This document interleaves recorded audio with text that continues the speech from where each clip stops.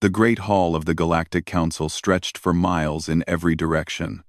Lights from 1,000 different worlds floated above the delegates like captured stars. Species of every shape and size filled the curved seats that rose toward the ceiling.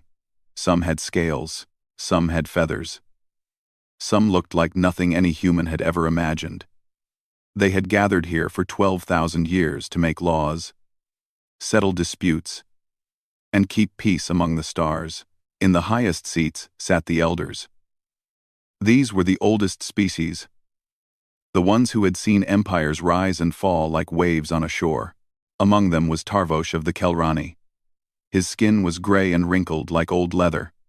His eyes were milky with age, but they still held a sharp light. He had lived for 900 years, and he remembered things that others had forgotten.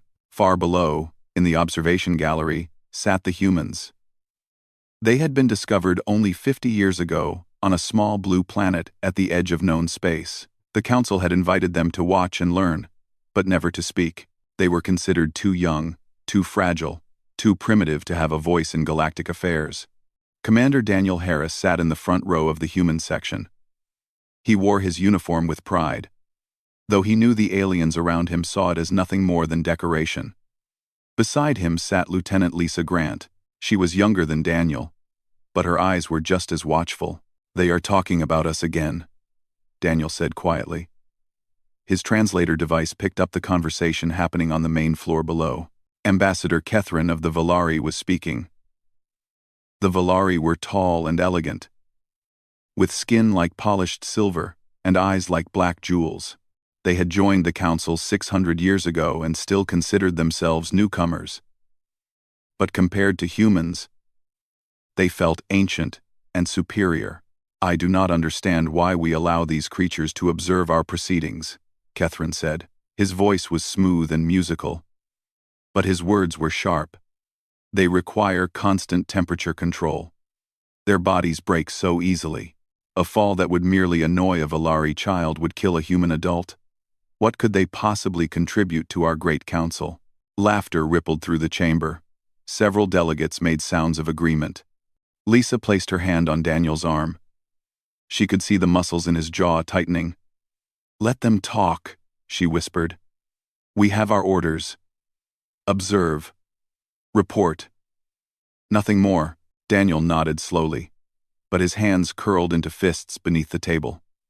He had read files that no one else in this room had seen.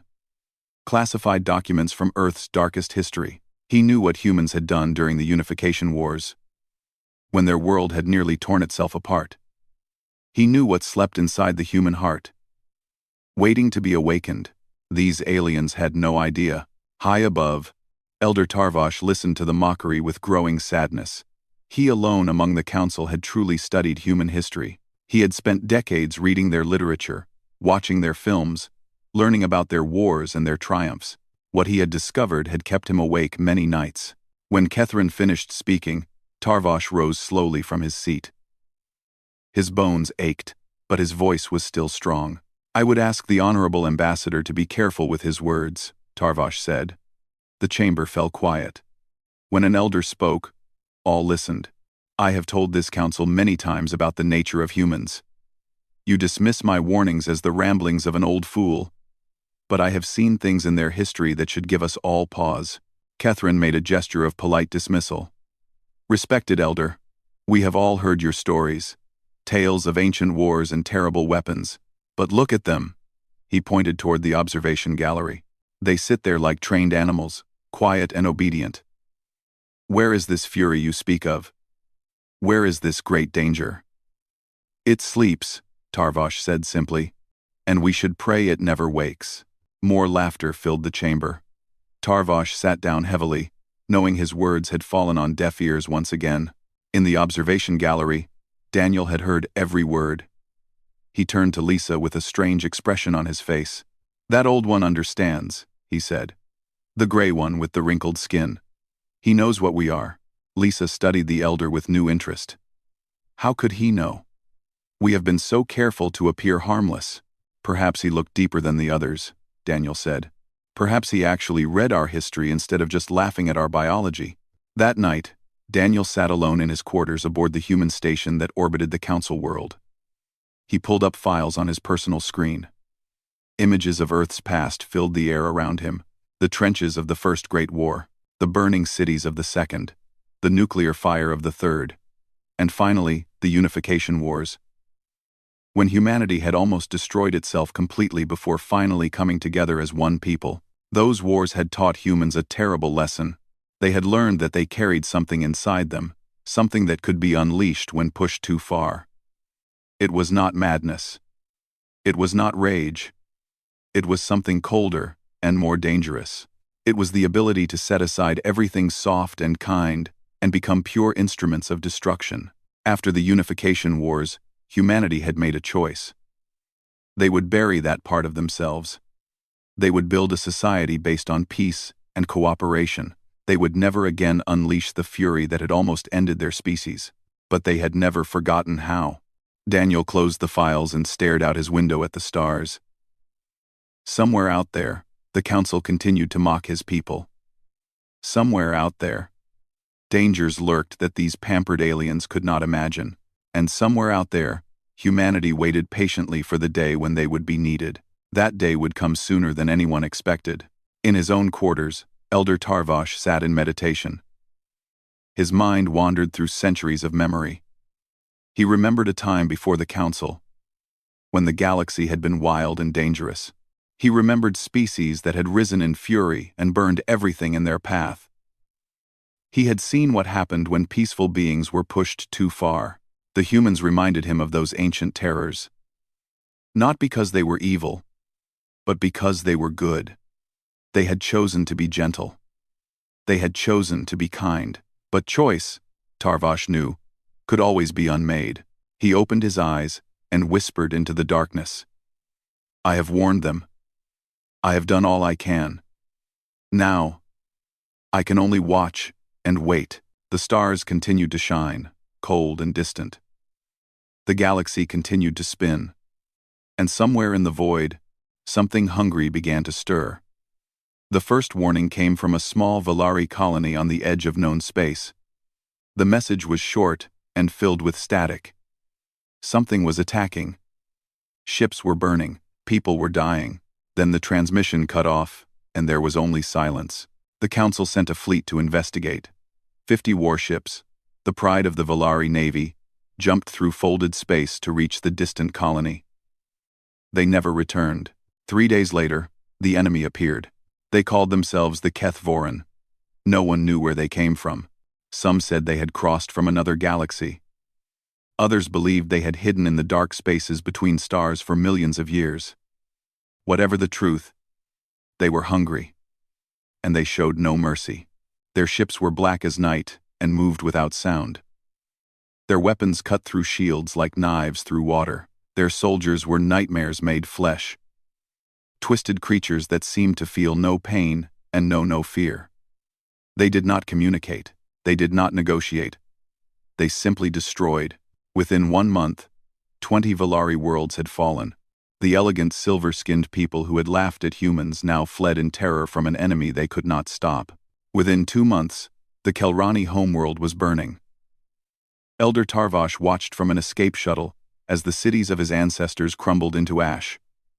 Tears ran down his wrinkled face, but his eyes remained steady. He had always known that peace was fragile. Now the galaxy was learning this lesson in the hardest way possible. Within 3 months, half the galaxy was aflame. The Council convened in emergency session. The great hall that had once held thousands of delegates now felt empty. So many species had lost their representatives.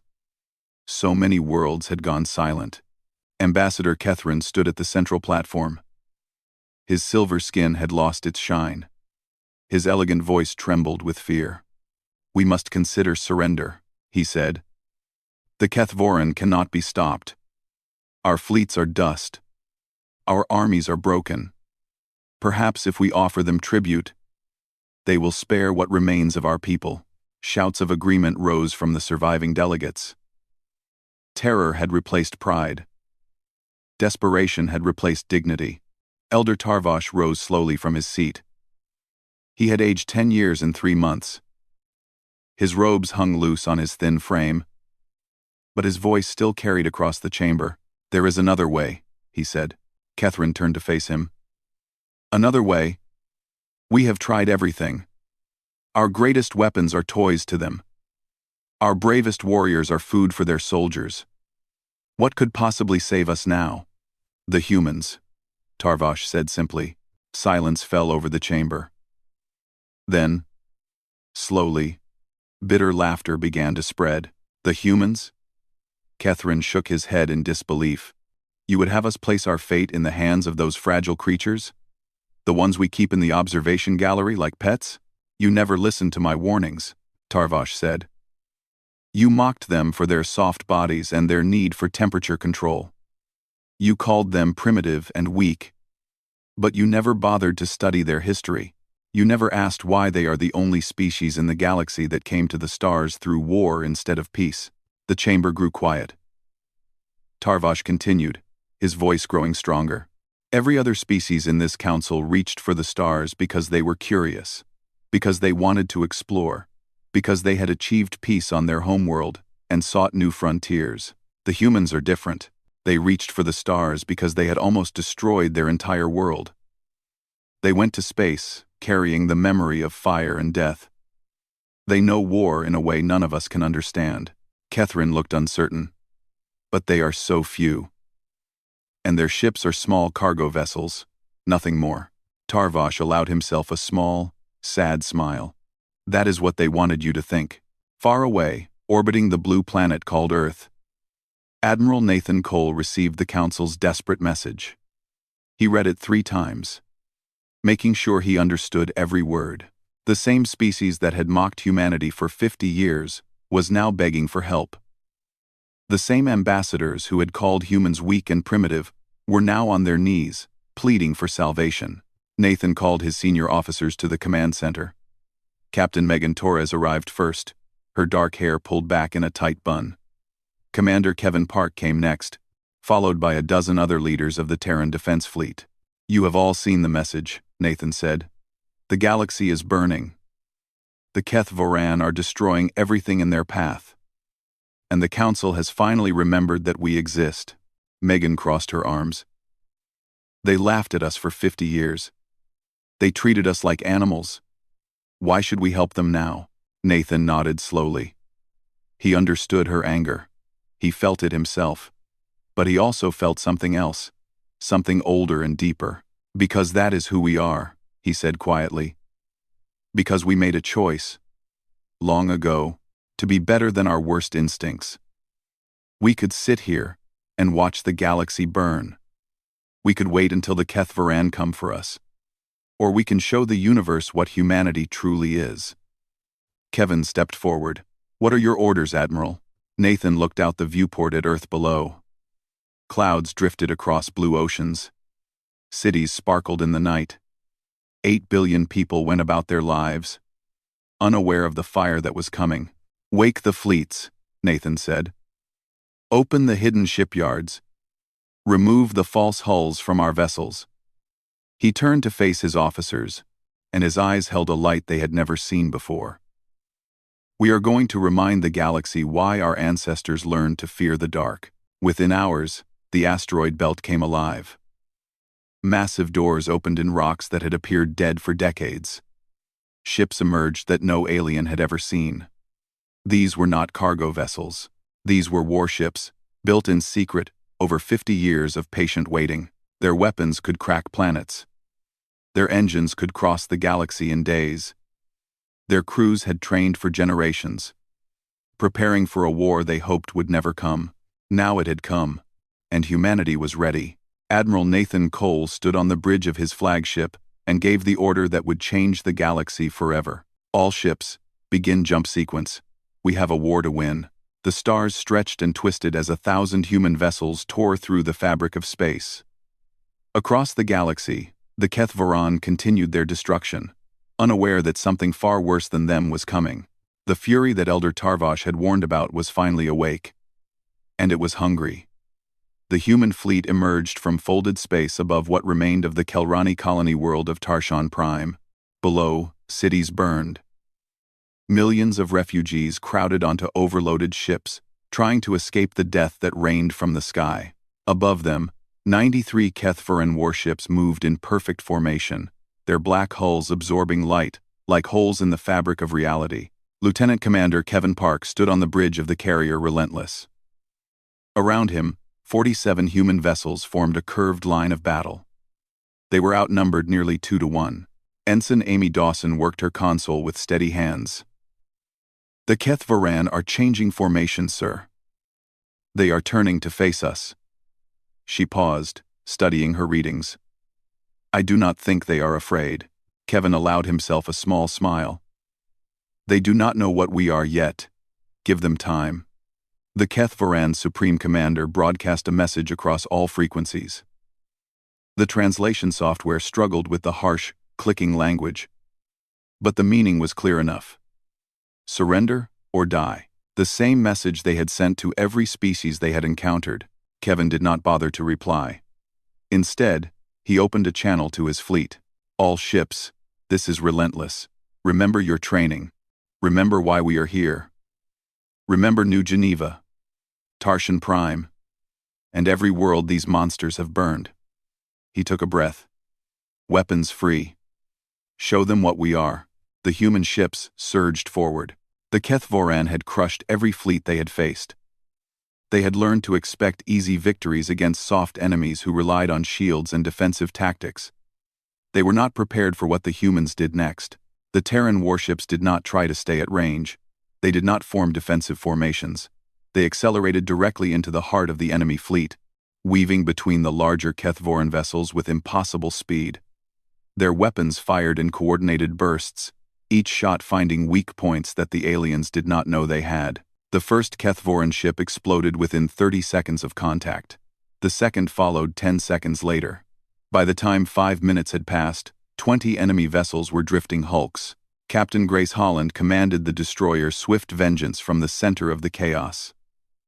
Her ship danced between enemy fire, rolling and spinning in ways that should have torn it apart. Her weapons officer, Lieutenant Pete Carson, maintained a constant stream of fire that never seemed to miss. "They are breaking formation," Pete reported, his voice showing the first hints of excitement. "They do not know how to handle us." Grace nodded, her eyes never leaving the tactical display. "They have never fought predators before. They have only hunted prey." The battle lasted 4 hours. When it ended, the stars were filled with Kethvaran wreckage. Not a single enemy ship had escaped. Human losses were 3 vessels damaged. None destroyed. Below, the people of Tarshan Prime stared up at the sky in disbelief. For months, they had known only death and defeat. Now, strange new ships with unfamiliar markings patrolled their orbit, ships that had destroyed their tormentors in a single afternoon. Elder Tarvash received the battle report aboard a refugee transport. His old hands trembled as he read the numbers. He had always believed that humans were dangerous. But even he had not imagined this. "They are not just warriors," he whispered to himself. "They are artists of destruction." Across the galaxy, similar scenes played out. Human fleets appeared without warning at besieged worlds. They struck fast and hard, giving the Kethvaran no time to adapt or retreat. Victory followed victory in an unbroken chain. At the colony of New Haven, Commander Sarah Mitchell led a ground assault against Kethvaran forces that had occupied the planet for 3 weeks. The aliens had never faced human soldiers before. They expected the same easy slaughter they had enjoyed against other species. They were wrong. Human soldiers moved through the ruined streets like ghosts. They did not bunch together in easy targets. They did not announce themselves with loud weapons. They appeared from shadows, struck with lethal precision, and vanished before the enemy could respond. Private Marcus Young pressed himself against a crumbling wall, his rifle steady in his hands. Across the street, a Kethvaran patrol moved past without seeing him. He waited until they were perfectly positioned, then gave the signal. Shots rang out from 6 different positions. The entire patrol fell in less than 2 seconds. "Clear," Marcus reported into his radio. "Moving to secondary objective." Commander Mitchell monitored the assault from a command post 2 miles behind the front lines. Beside her, Kelrani Liaison Officer Vethran watched the tactical display with growing amazement. "Your soldiers do not fight like any warriors I have seen," Vethran said. "They are so quiet, so efficient. It is like watching a disease spread through the enemy forces." Mitchell did not look away from her screens. "We learned long ago that war is not about glory or honor. War is about winning. We do whatever it takes to end the fighting as quickly as possible. Even if it means killing without mercy." Mitchell finally turned to face the alien officer. Her eyes were hard, but not cruel. "We are merciful to those who surrender. We are gentle to civilians. But those who take up arms against us, who burn our worlds and kill our children," she shook her head. "They receive no mercy, because they have earned none." By the end of the week, New Haven was liberated. The Kethvoran garrison had been completely destroyed. Not captured, not driven off, but destroyed to the last soldier. The news spread across the galaxy like wildfire. Species that had been preparing to surrender suddenly took heart. Resistance movements that had been crushed began to rise again. And everywhere, the same question was whispered in 100 different languages. Who are these humans? Admiral Nathan Cole held a conference with his senior commanders aboard the flagship Defiance. Reports from every front covered the central table like a carpet of light. "The Kethvoran are retreating on all fronts," Megan Torres reported. "They seem confused, disorganized. I do not think they have ever experienced defeat before." Nathan nodded slowly. "Good. But we cannot let them regroup. We cannot let them adapt to our tactics." He looked around the table at the tired faces of his officers. "We push forward. We do not stop until this war is over." Kevin Park leaned forward. "Sir, our forces have been fighting without rest for weeks. The crews are exhausted." "I know," Nathan said quietly, "and I wish I could give them time to recover. But every day we wait is another day the Kethvoran have to rebuild their strength. Every hour we delay is another hour that innocent people die." He stood and walked to the viewport, staring out at the stars. "We finish this now. We end it completely. And then we rest." The commanders exchanged glances. They were tired. They were worn. But they understood. This was what humanity did. This was what they had always done. When they fought until the fight was over. There would be time for peace when the enemy was gone. The Kethvoran were losing, and they knew it. For the first time in their long history of conquest, they faced an enemy they could not break. Every battle ended in defeat. Every world they held was torn from their grasp. The humans were relentless, unstoppable, and utterly without fear. In desperation, the Kethvoran High Council made a decision that would seal their fate. If they could not defeat humanity in battle, they would break them in spirit. They would target the innocent. They would cause so much pain that even these terrible warriors would beg for peace. They chose New Geneva. The colony held 40,000 people, most of them families who had fled Earth to start new lives among the stars. It was not a military target. It had no defenses worth mentioning. It was simply a place where humans lived, loved, and raised their children. The Kethvoran fleet arrived at dawn. They did not issue warnings. They did not demand surrender. They simply began to burn. Sergeant Chris Bennett was stationed on the surface with a small security force. When the first explosions shook the ground, he knew instantly that something was wrong. He gathered his squad and ran toward the central district, where most of the colonists lived. What he found broke something inside him. The streets were filled with bodies. Buildings collapsed in flames. Screaming people ran in every direction, trying to escape weapons that fell from the sky like rain. Chris saw a mother clutching 2 small children, running toward what she thought was safety. A bolt of energy struck the ground beside her. When the dust cleared, she was gone. "Sergeant," Private Laura Kim shouted over the chaos. "What do we do?" Chris did not answer. He ran forward into the burning streets, his squad following close behind. They pulled survivors from collapsed buildings. They carried the wounded to what shelter they could find. They did everything in their power to save as many lives as possible. It was not enough. When the Kethvoran ships finally departed, New Geneva was a graveyard. 40,000 people had lived there that morning. By sunset, fewer than 100 remained. Chris knelt in the ruins of what had been a school. In his arms, he held the body of a child. A little boy, no older than 6. The child's eyes were closed. His small hands were still clutched around a toy spaceship. Around him, his squad stood in terrible silence. They had seen death before. They had killed in battle, without hesitation. But this was different. This was not war. This was murder. "Sergeant," Laura said softly. "Command is asking for a status report. They want to know what happened." Chris looked up at her.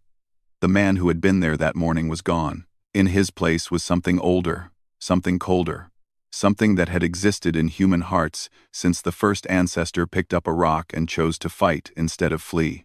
"Tell Command we found survivors," he said, his voice flat and empty. "Tell them we are going hunting." News of New Geneva spread across the galaxy within hours. On every human world, in every human fleet, the reaction was the same. Horror gave way to grief. Grief gave way to rage. And rage gave way to something far more dangerous. On Earth, President Claire Morrison addressed the United Nations. The Great Hall was packed with representatives from every nation. Billions more watched from their homes, their faces lit by the glow of screens. "For 50 years, we have walked among the stars with open hands," she said. Her voice was steady, but those who knew her could see the fire burning behind her eyes. "We have shown the galaxy our better nature. We have endured mockery and dismissal. We have been patient. We have been kind." She paused, and the silence was absolute. "That ends today." She held up a photograph of New Geneva.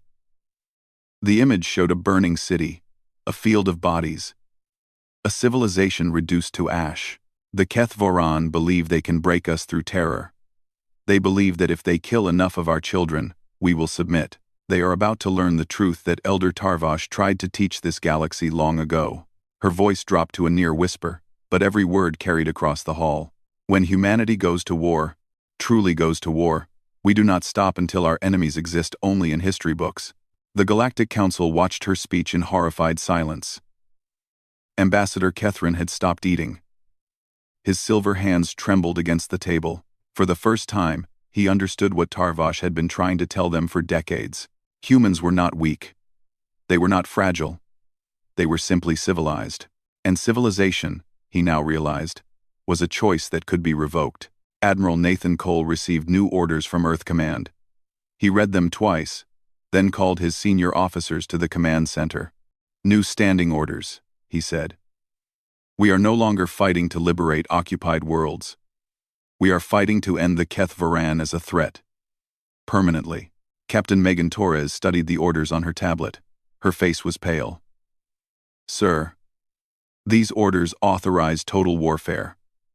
We are to pursue the enemy to their homeworld if necessary. Yes, we are to accept no surrender." "Yes." Megan looked up at him. "Sir, I have served with you for 15 years. I have never seen orders like this." Nathan walked to the viewport and stared out at the stars. When he spoke, his voice was heavy with exhaustion and sorrow. "Neither have I. But I have seen the images from New Geneva. I have read the casualty reports. 40,000 people, Megan. 40,000 innocents who trusted us to protect them. Children who will never grow up, parents who will never hold their families again." He turned to face her. "The Kethvoran made their choice.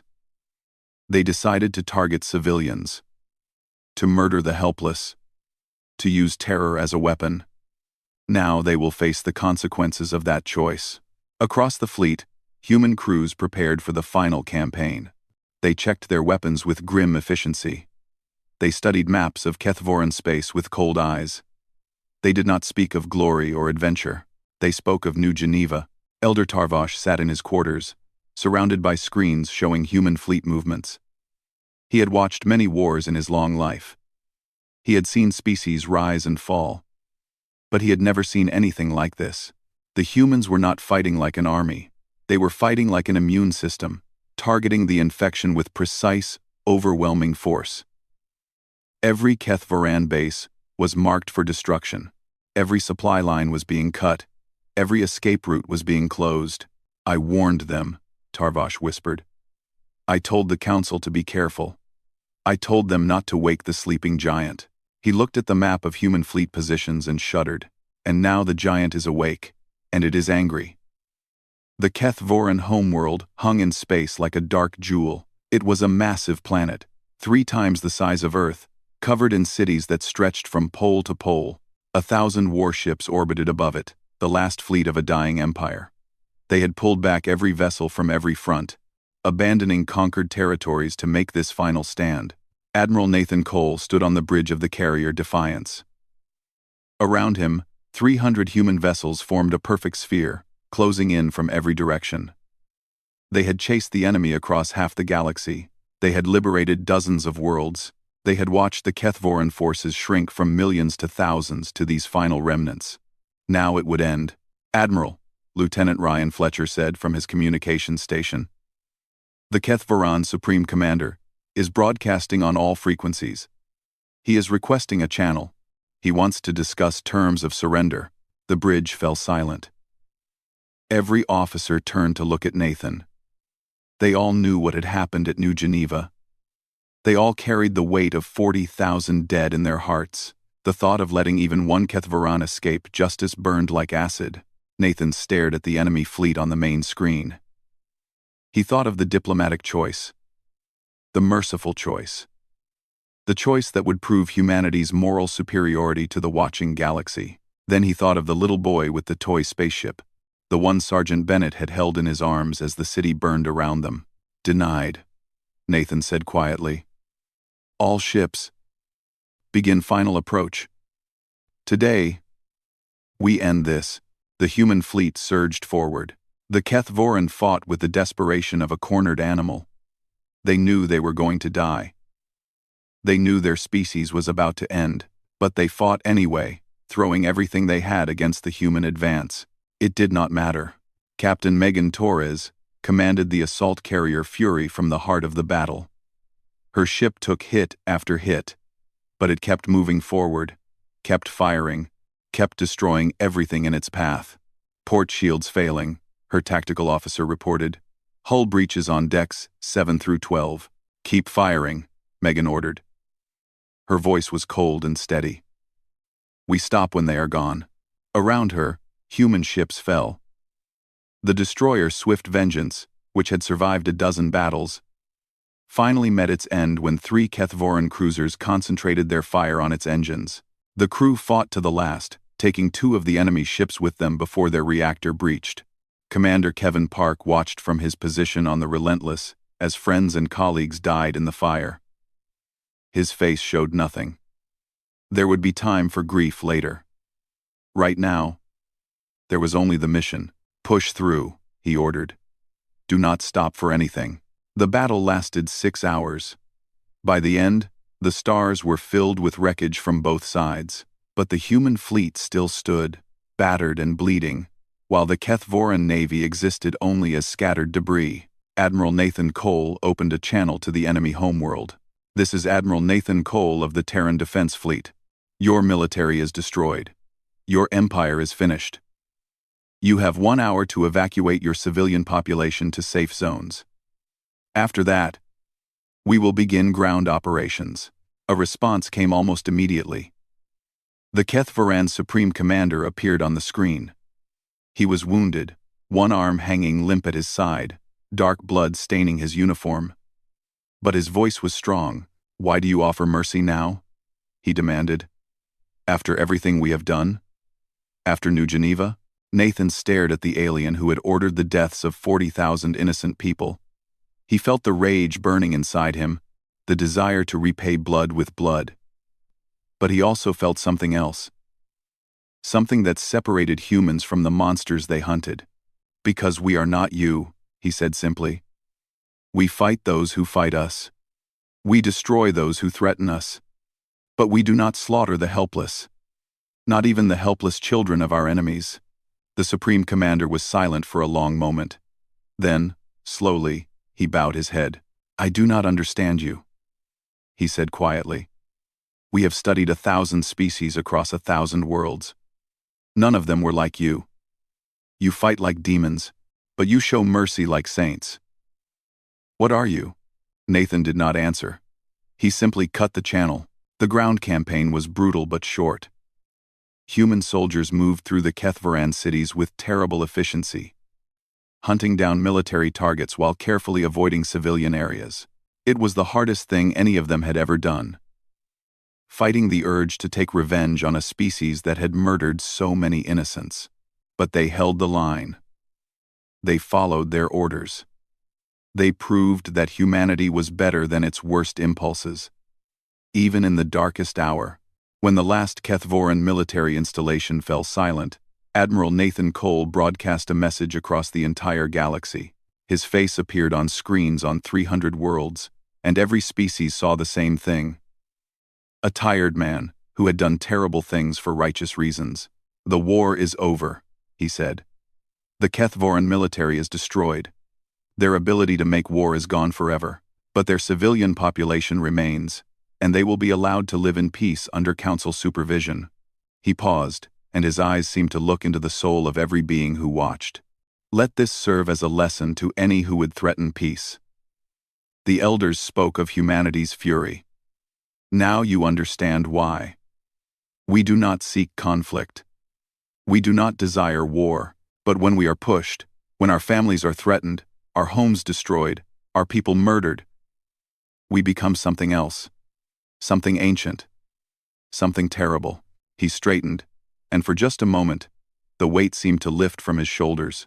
"Remember this day. Remember what we did and why. And pray you never give us reason to do it again." 10 years later, the Galactic Council convened for its annual session. The Great Hall had been rebuilt, larger and grander than before. Hundreds of species filled the curved seats, and the air hummed with 1,000 different languages. But things were different now. Humanity no longer sat in the observation gallery. They held a permanent seat at the center of the hall, equal to the oldest elders. Ambassador Megan Torres represented Earth at the council. She had retired from the military after the war, but she carried herself with the same quiet strength that had made her such an effective commander. Elder Tarvash rose slowly from his seat. He was ancient now, his body failing, but his eyes still held their sharp light. This would be his final address before retirement. "I have spent my life warning this council about humanity," he said. "You did not listen. You mocked me and dismissed my concerns." He turned to face the human delegation. "Now you understand. These are not weak creatures. They are not pets to be laughed at. They are the most dangerous species this galaxy has ever known."